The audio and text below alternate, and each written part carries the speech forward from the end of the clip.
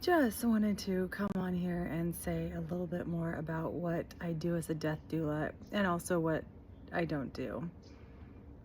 So often when I mention to people that I'm a death doula, the response is either complete shutdown, like just, oh, and moving right past that. Like no one wants to ask questions. I shouldn't say no one, but that is one response. Like no questions, no curiosity, just can't even go there with the word death, which I totally understand. Our culture has a hard time talking about death, thinking about death, acknowledging that death is something that's going to happen to all of us. The other response I see a lot is, why? Why would you do that? Why in the world would you want to be a death doula? That sounds terrible. That sounds morbid.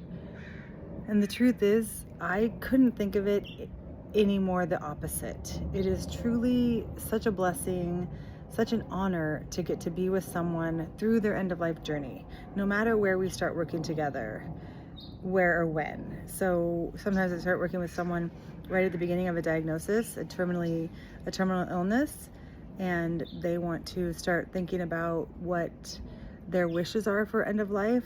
They want to get their directives in order, and they want to do a bucket list. It's one of my favorite things to do with clients. And so I support people through their end of life journey and their families. So I support them mentally, emotionally, physically, and practically. So practically can look like helping them make that last trip happen, helping them get their family on board with this.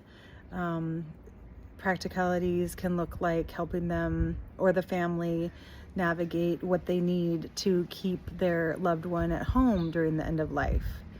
And a huge part of what I do is just offering that spiritual, emotional support, just a loving presence, a lot of nurture, a lot of compassion.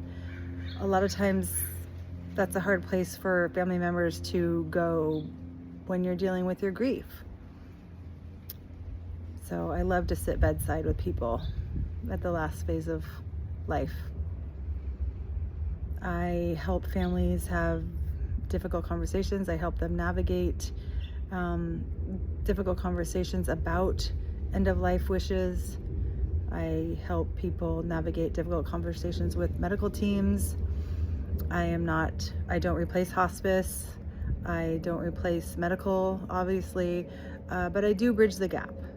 So I do bridge that gap using the mental, emotional, spiritual capacity that I have. And it's a deep, deep honor. I love this work so much. It is truly a deep, deep honor.